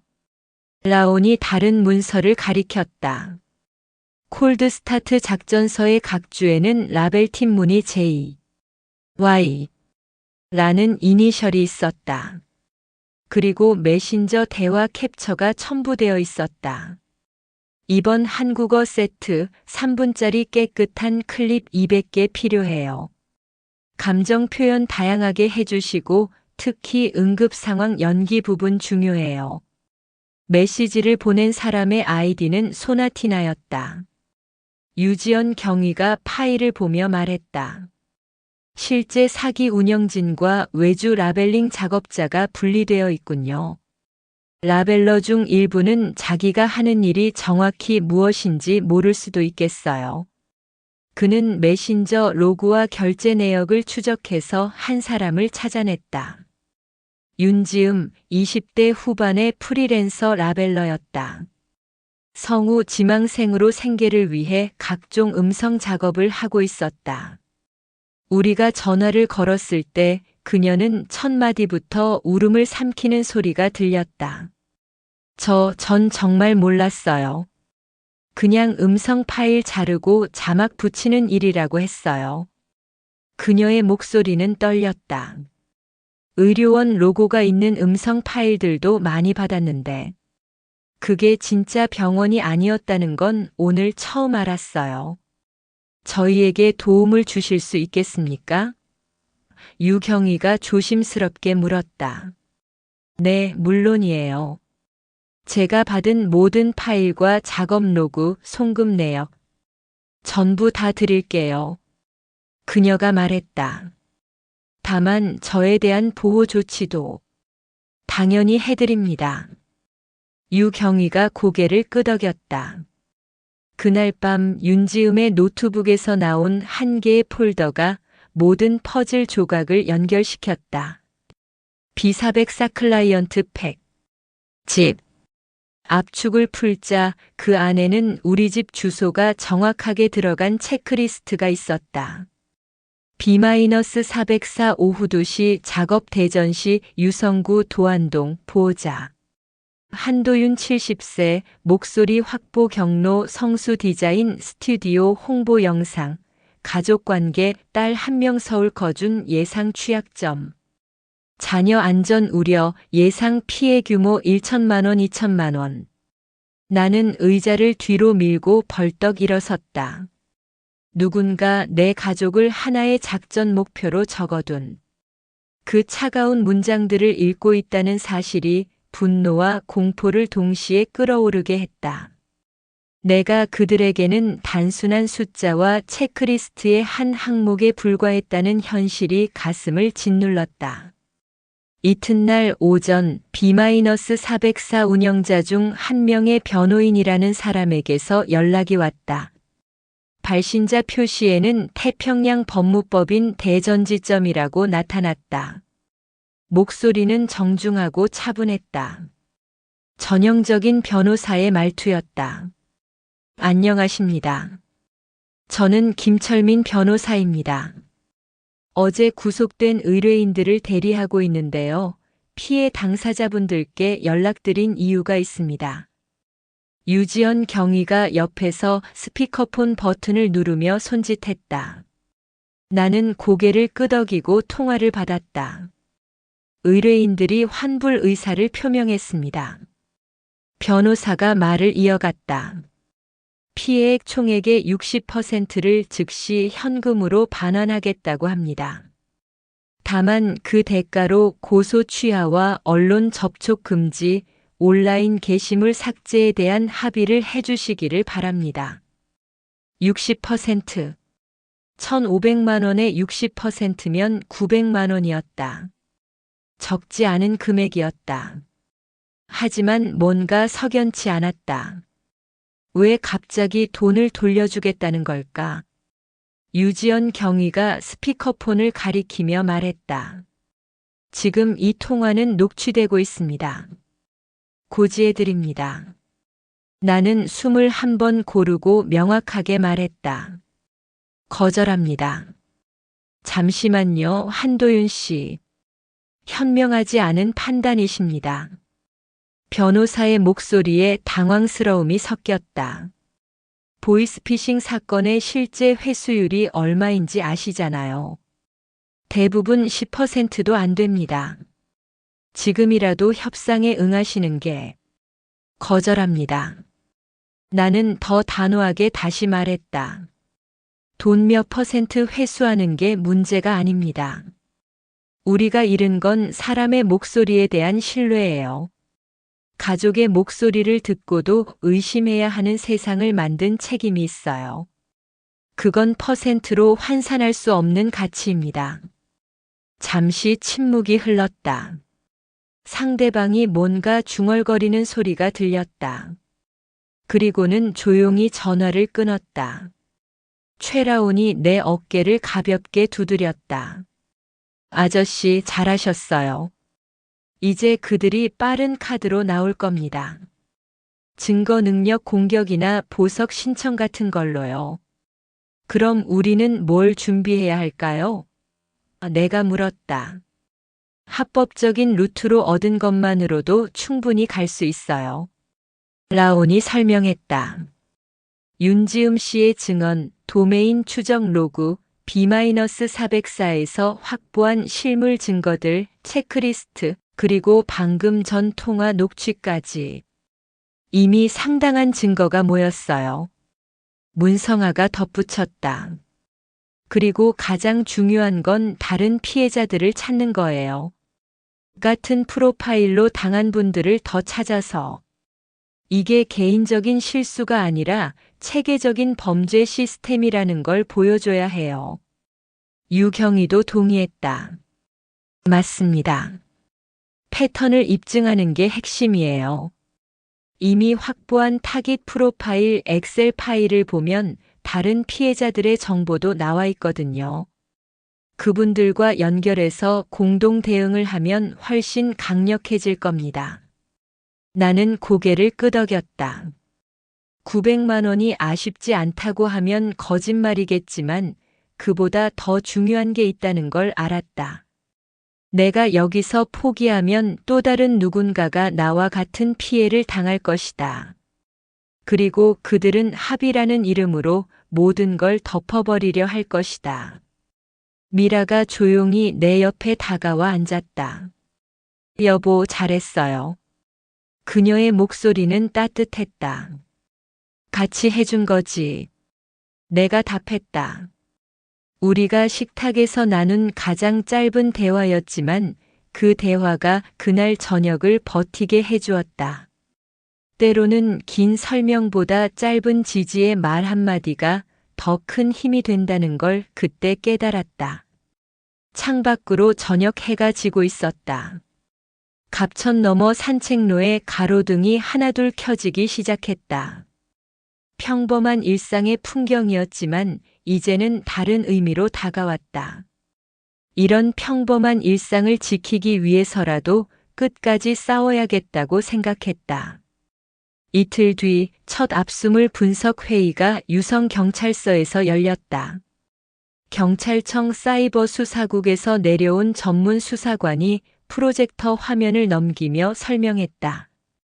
그는 30대 초반으로 보였고 말투는 정확하면서도 차분했다. 운영 서버는 동남아 퍼블릭 클라우드에 분산되어 있습니다. 첫 번째 슬라이드에는 복잡한 네트워크 다이어그램이 나타났다. 결제 라우팅은 국내 페이먼트 중개사를 통하는 게 아니라 중고로 거래된 계정들을 이용한 우회 방식을 썼고요. 두 번째 슬라이드가 올라왔다. 음성 합성은 오픈소스 기반으로 커스터마이징된 엔진을 사용했습니다. 상당히 정교하게 만들어져 있어요. 그리고 그가 잠시 멈추더니 마지막 슬라이드를 띄웠다. 이게 가장 충격적인 부분입니다. 타깃 예측 모델이에요. 화면에는 복잡한 차트가 나타났다. 연령, 가족관계, 거주지, 직업, SNS 활동 빈도, 금융상품 보유 현황 등이 점수화되어 있었다. 마치 신용평가 같았지만 이건 사기당할 확률을 계산하는 모델이었다. 그 모델의 오른쪽 상단에 붉은 점 하나가 우리 가족을 정확히 찍고 있었다. 옆에는 한도윤, 예측 성공률 87.3%라는 글씨가 적혀 있었다. 나는 소름이 돋았다. 내가 사기에 당할 확률을 87%로 예측했다는 뜻이었다. 이들은 단순히 무작정 전화를 거는 게 아니었습니다.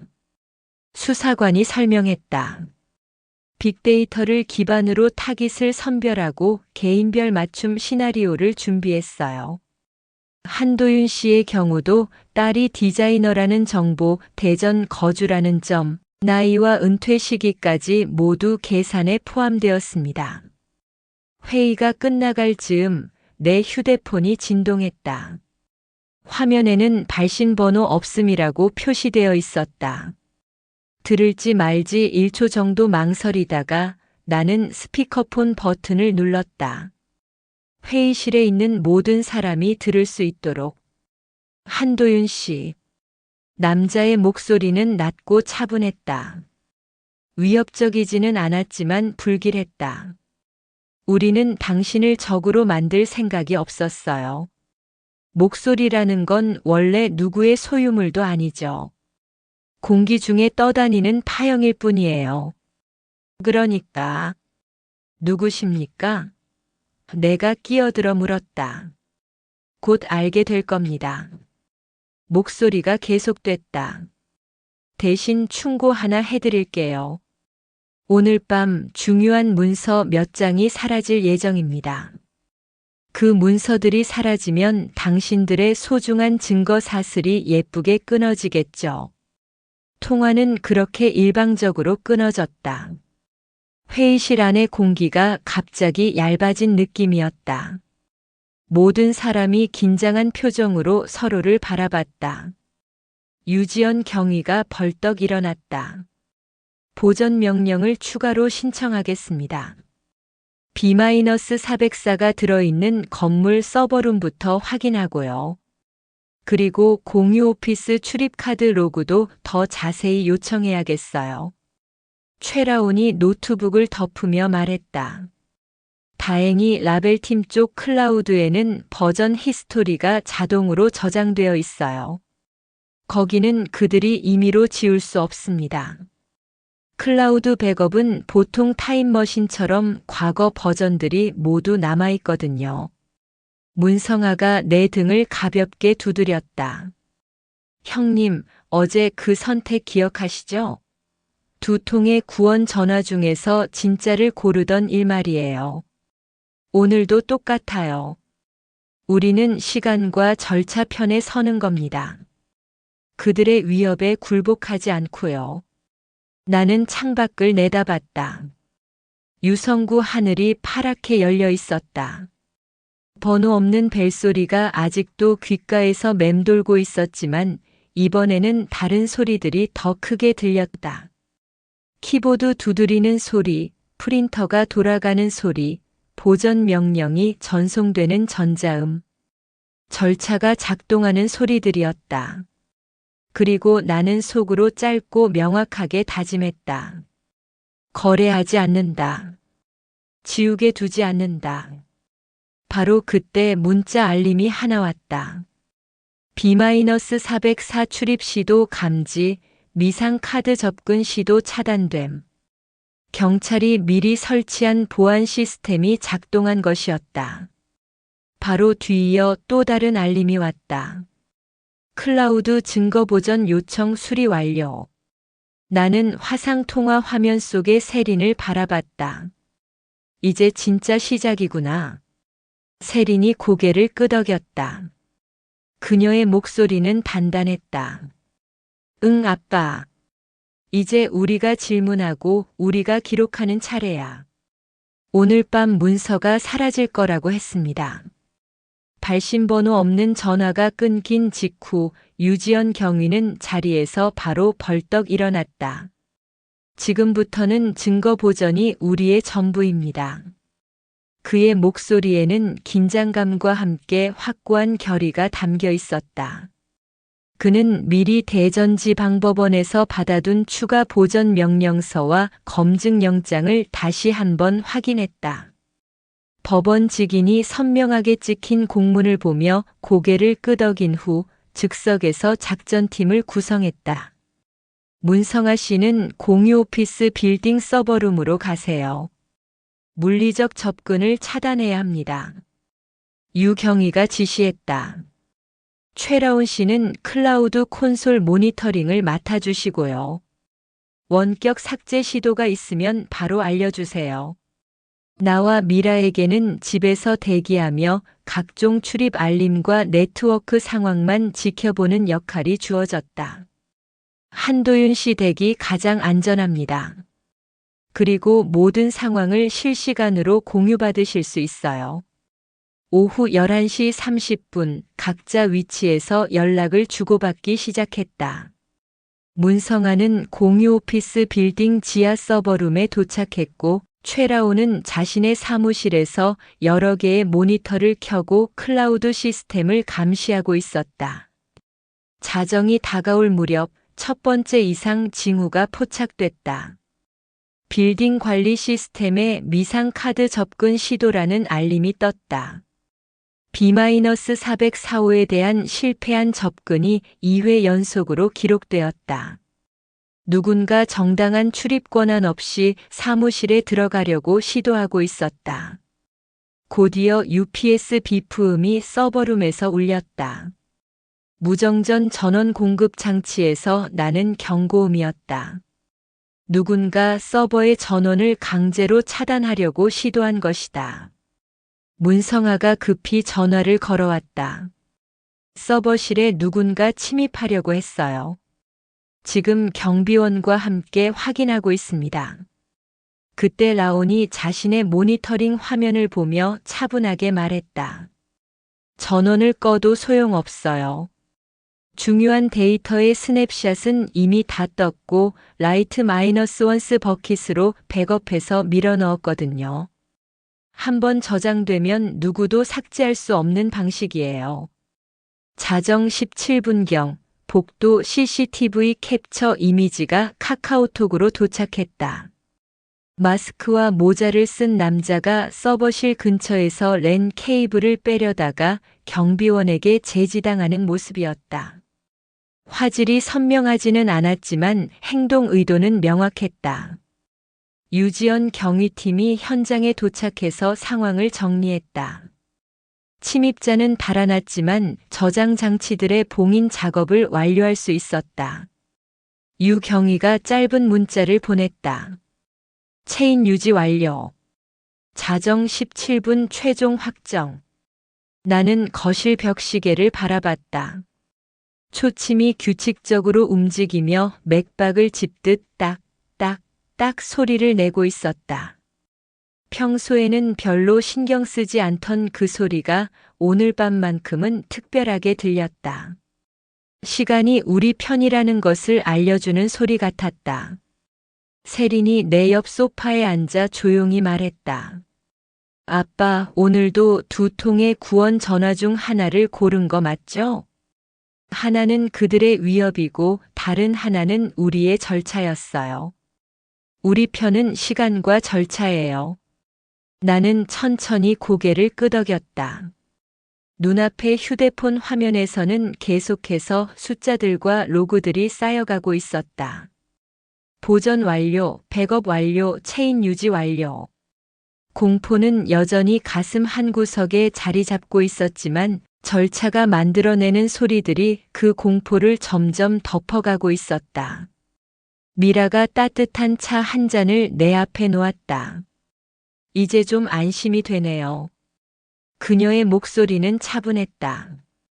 처음에는 막막했는데 이렇게 많은 분들이 도와주시니까 든든해요. 창밖으로는 대전의 야경이 조용히 펼쳐져 있었다. 언제나와 똑같은 평범한 밤이었지만 오늘은 특별한 의미가 있는 밤이었다. 우리가 처음으로 상대방보다 한 발 앞서 나간 밤이었다. 대전지방법원 형사합의부 첫 공판이 열렸다. 법정은 생각보다 작았다. 나무로 된 방청석에는 기자 몇 명과 피해자 가족들이 앉아 있었다. 피고석에는 B-404 운영자 2명과 총괄 책임자 1명이 앉아 있었고 도주 중인 소나티나는 불구속 기소 상태였다. 재판장이 입정을 선언하자 모든 사람이 기립했다. 60대 정도로 보이는 판사가 단상에 올랐다. 그의 표정은 엄숙했다. 변호인은 초반부터 공세를 폈다. 40대 중반의 남성 변호사였는데 목소리는 자신만만했다.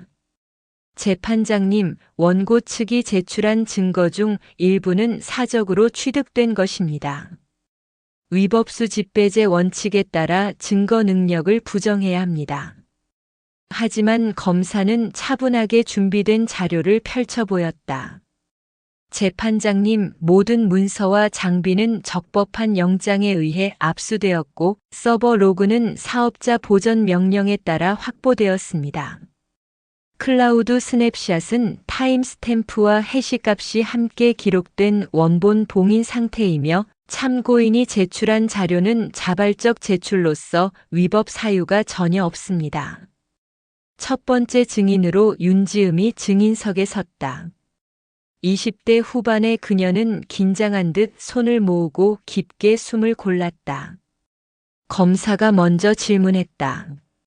증인은 피고들로부터 어떤 작업을 의뢰받았습니까? 음성 클립 정제와 자막 작업을 맡았습니다.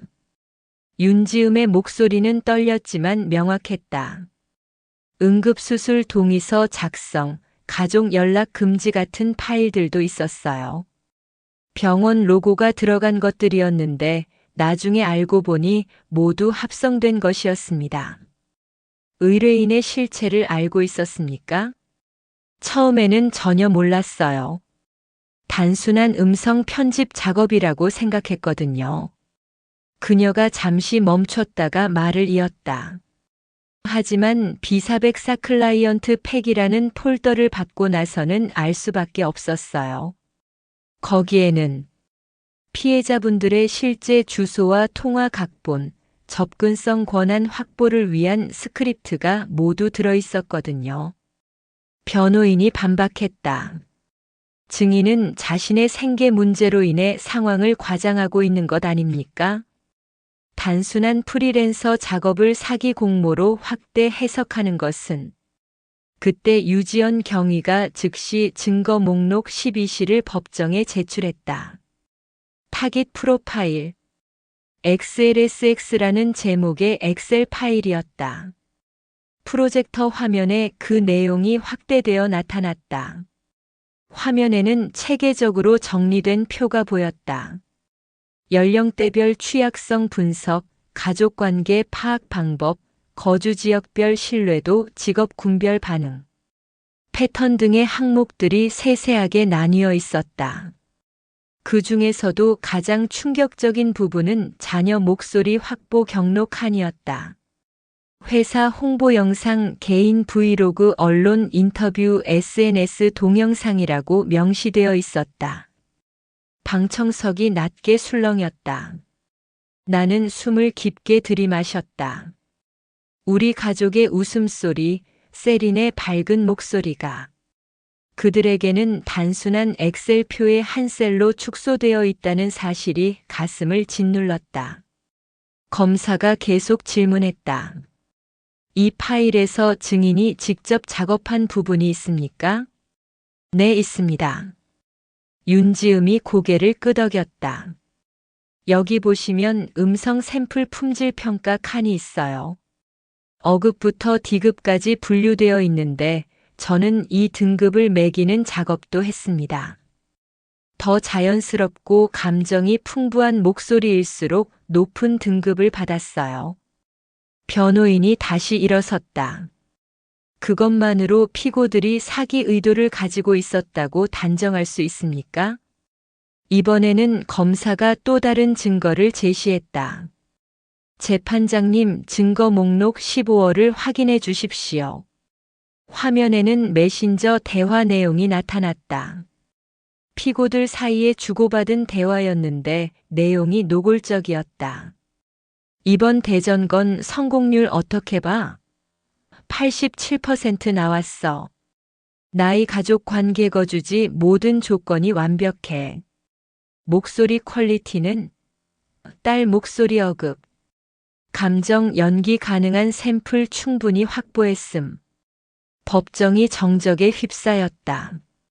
나는 방청석에서 이 모든 대화를 듣고 있었지만 마치 다른 사람의 이야기를 듣는 것 같았다. 내가, 우리 가족이 그들에게는 하나의 프로젝트였고 성공률을 계산하는 대상이었다는 현실이 아직도 믿기지 않았다. 둘째 공판날 예상치 못한 일이 벌어졌다. 피고 중 한 명이 갑자기 입장을 바꾼 것이다. 이름은 류호진, 30대 초반의 남성이었다. 그는 첫 번째 공판 때와 달리 고개를 깊숙이 숙인 채 떨리는 목소리로 입을 열었다. 지난번에 복구 서비스라고 말씀드린 것은 거짓말이었습니다. 그의 목소리는 간신히 들릴 정도로 작았다. 실제로는 조직적인 사기였어요. 팀은 크게 두 파트로 나뉘어 있었습니다.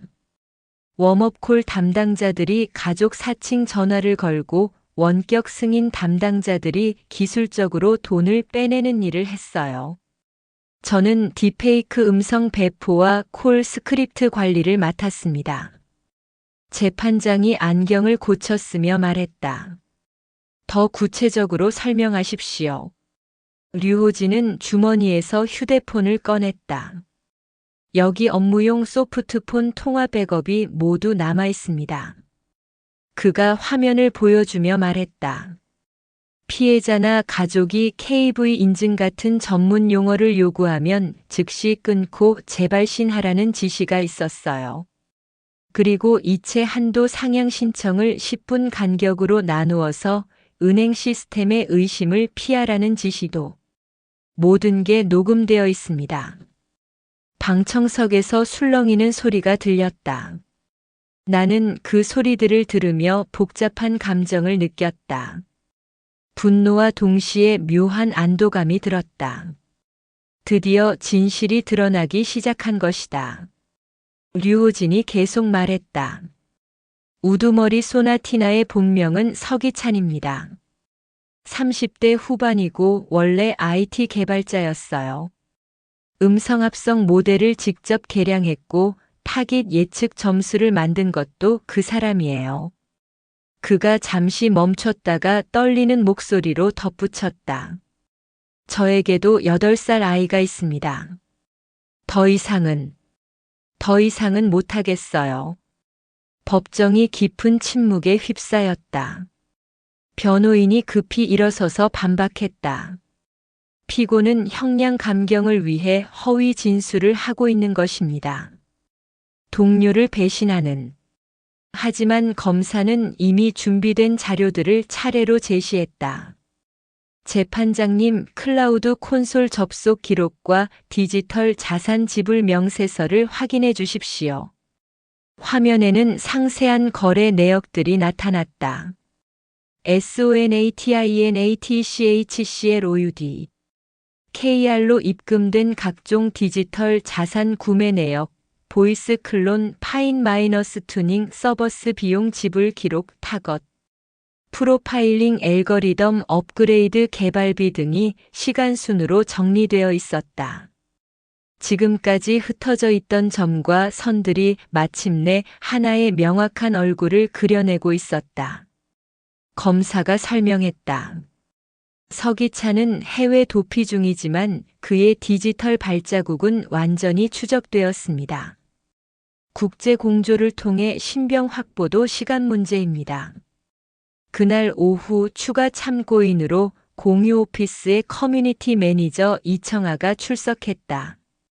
20대 후반의 그녀는 B-404 출입 로그와 폐쇄망 백업 장치 인수인계 기록을 자세히 제출했다. 작년 말부터 B-445 사용자들의 행동이 이상했어요. 그녀가 증언했다. 특히 지난주에는 전기 공사를 한다며 서버룸 전원을 내리려던 사람이 있었습니다.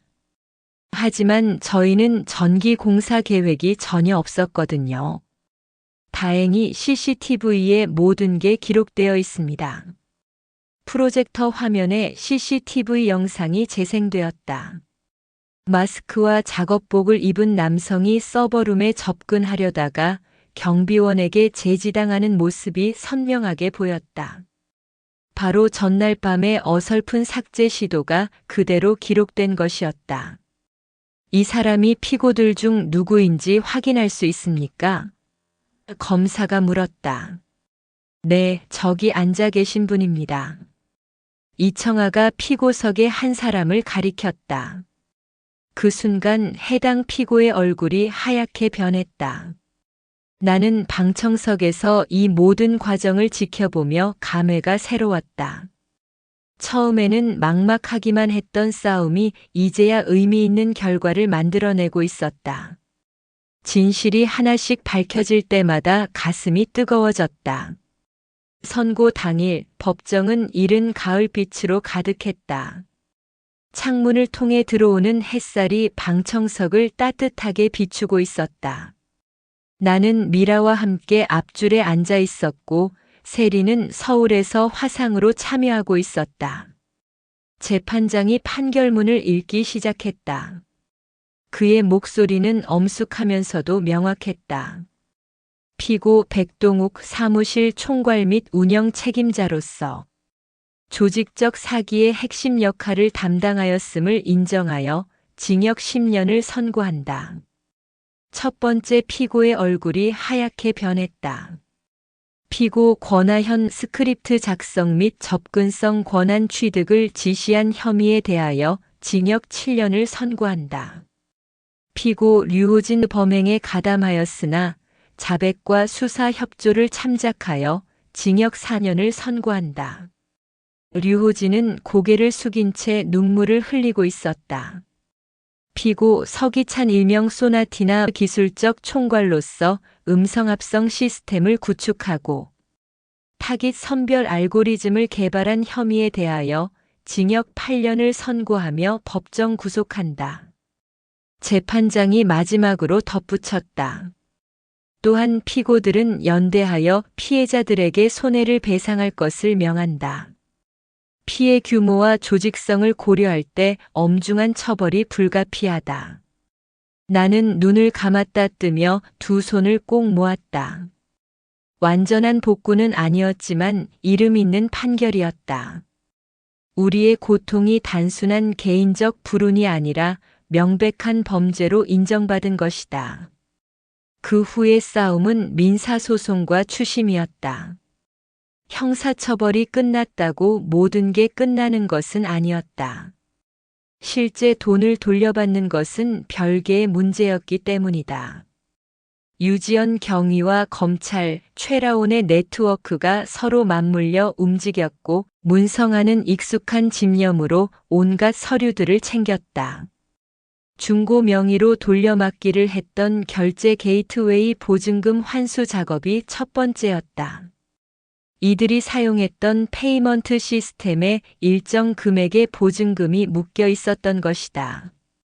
동남아 클라우드의 콜드 스토리지에 보관된 데이터와 함께 보전 기록을 제출받는 것이 두 번째였다. 여기서 추가적인 범죄 증거들과 함께 자금 흐름의 실마리를 찾을 수 있었다. 세 번째는 피고들 명의의 가상자산 지갑 일부를 압수하는 것이었다. 이들이 범죄 수익을 비트코인 등으로 전환해 숨겨둔 부분이 상당했다. 마지막으로 복구 서비스라는 거짓 명목으로 다른 피해자들에게서 받아낸 계좌 잔액들을 동결시키는 작업이었다. 3달 뒤 드디어 내 통장에 첫 번째 회수금이 입금되었다. 신협 앱을 열어보니 작은 원 모양이었던 잔액 그래프가 조금 더 두꺼운 호 모양으로 변해 있었다. 처음 본 금액은 380만 원이었다. 그 후로도 조금씩 회수가 이어졌다. 1년이 채 되기도 전에 총 피해액 1,500만 원 중 71%인 1,065만 원을 돌려받을 수 있었다. 완전한 회복은 아니었지만 예상을 훨씬 웃도는 성과였다. 최라온이 웃으며 말했다. 보이스피싱 사건 평균 회수율로는 정말 기적 같은 수준이에요. 보통은 10%도 어려운데. 나는 고개를 끄덕였다. 기적이라기보다는 많은 분들의 표준적인 업무 처리 덕분이죠. 각자 맡은 일을 정확하게 해주신 결과예요. 그날 저녁 지역 방송국 대전 MBC의 이마리 PD가 제작하는 시사 프로그램에 출연했다. 스튜디오는 생각보다 작았고 조명이 눈부셨다. 목소리는 기술의 장난감이 아니라 사람과 사람 사이 관계의 다리입니다. 내가 카메라를 보며 말했다. 그 소중한 다리를 돈벌이 수단으로 팔아넘긴 사람들이 오늘 정당한 선고를 받았죠. 전액을 다 돌려받지는 못했더라도 잃어버렸던 신뢰의 일부는 되찾을 수 있었습니다. 방송이 나간 뒤 며칠 동안 여러 연락이 왔다. 그 중에서도 같은 피해를 당한 두 분의 노인이 직접 연락을 해왔다. 한 분은 부산의 김모 할아버지, 다른 분은 광주의 이모 할머니였다. 우리는 함께 만나 피해자 증언 모임을 만들었다. 매달 한 번씩 만나 경험을 나누고 새로운 사기 수법에 대한 정보를 공유하기로 했다. 혼자 당한 부끄러운 일이 아니라 함께 대응해야 할 사회 문제라는 인식을 갖게 된 것이다. 겨울이 시작될 무렵 세린이 성수동 회사에서 프로덕트 리드로 승진했다는 소식을 들었다. 화상통화로 만난 딸의 얼굴은 한결 밝아 보였다. 아빠, 제가 새로 맡은 프로젝트가 있어요. AI 기능을 서비스에 적용할 때 사용자 동의와 표시를 분명히 하자는 가이드라인을 만드는 일이에요.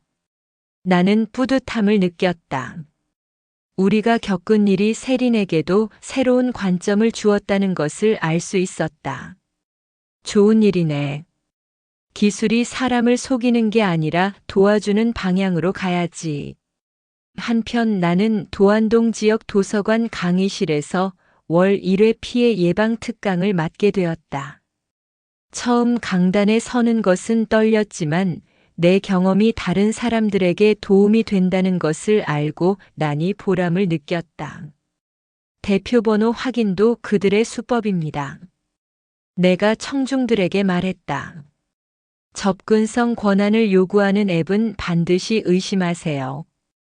이상하다 싶으면 바로 1332 금융감독원이나 112에 신고하십시오. 혼자 판단하려 하지 마세요. 한 강의 후 청중 중 70대로 보이는 한 분이 손을 들고 물었다. 선생님은 그 힘든 과정을 어떻게 견디셨습니까? 저라면 중간에 포기했을 것 같은데요. 나는 잠시 생각해보고 답했다. 두 통의 전화가 동시에 올 때가 많았어요. 하나는 사기꾼의 목소리, 다른 하나는 도와주려는 사람의 목소리. 저는 진짜 하나만 붙들고 놓지 않았습니다. 그리고 절차를 믿었어요. 법과 제도가 완벽하지는 않지만 그래도 개인의 복수심보다는 믿을만 하거든요. 초겨울 어느 아침 도안동 산책로를 미라와 함께 걷다가 잠시 멈춰섰다. 지난 가을에 개나리 구근처럼 노란 튤립 구근을 심어두었던 자리에 작은 연두색 싹이 올라와 있었다. 아직 꽃은 피지 않았지만 생명력이 느껴지는 모습이었다. 미라가 내 팔을 슬쩍 쥐며 말했다. 우린 잘 해냈죠? 응. 아직 배우는 중이야. 내가 답했다. 누구의 목소리를 믿을지와 어떻게 기록할지를 말이야. 바로 그때 휴대폰이 울렸다. 화면에는 발신번호 없음이라고 표시되어 있었다. 예전 같으면 가슴이 뛰고 당황했겠지만 이제는 다르다. 나는 미소를 지으며 거절 버튼을 눌렀다. 알림창에 차단된 번호 1이라는 메시지가 잠깐 떴다가 사라졌다. 곧이어 세린에게서 메시지가 왔다. 아빠, 오늘 저녁에는 우리 집에서 손만두 빚어 드실래요? 엄마랑 같이 오세요. 나는 답장을 보내고 하늘을 올려다봤다. 얇은 구름 사이로 햇빛이 번지고 있었다. 완전한 승리는 아니었다. 잃어버린 돈을 모두 되찾지도 못했고 상처받은 신뢰가 완전히 회복된 것도 아니었다.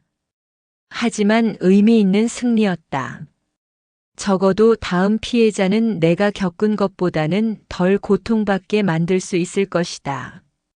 집에 돌아와서 오래 미뤄두었던 일기장을 펼쳤다. 몇 달 동안 한 줄도 쓰지 못했던 일기장이었다. 만년필을 들고 천천히 써내려갔다. 오늘은 정말 새로운 시작이다. 표준 작업 절차는 지루하고 답답할 때가 많지만 결국 세상을 올바른 방향으로 움직이게 하는 힘이다. 목소리는 단순히 공기 중에 떠다니는 파형이 아니라 사람이 사람에게 건네는 인사이고 위로이며 사랑이다. 그러니 나는 앞으로도 두 통의 전화 중 하나를 선택해야 할 때 늘 살아있는 사람 쪽의 인사를 고르겠다. 일기를 다 쓰고 펜을 내려놓은 후 창문을 열었다. 차가운 겨울 공기가 방 안으로 들어왔다. 골목 어디선가 아이들의 웃음소리가 들려왔다. 누군가 엄마 하고 부르는 목소리도 들렸다. 이번에는 확실히 알 수 있었다. 그 목소리들의 주인이 누구인지를, 그리고 그 목소리들이 진짜라는 것을. 창가에 서서 골목을 내려다보니 아이 둘이 공을 주고받으며 놀고 있었다. 그 모습을 보는 어머니도 보였다. 평범한 일상의 한 장면이었지만 이제는 그 평범함이 얼마나 소중한지 알 수 있었다. 서로의 목소리를 의심 없이 믿을 수 있는 세상, 그것이야말로 우리가 지켜야 할 가치였다. 대표번호도 속습니다. 접근성 허용 한 번이 전부를 엽니다. 오늘 배운 3가지를 지금 확인하세요. 낯선 앱의 접근성 권한은 즉시 OFF, 원격 제어 요구는 전면 거절, 복구콜은 직접 재발신으로만 확인. 지키면 살고 넘기면 잃습니다. 오늘 이야기가 마음에 남으셨다면 구독, 좋아요 꼭 부탁드립니다.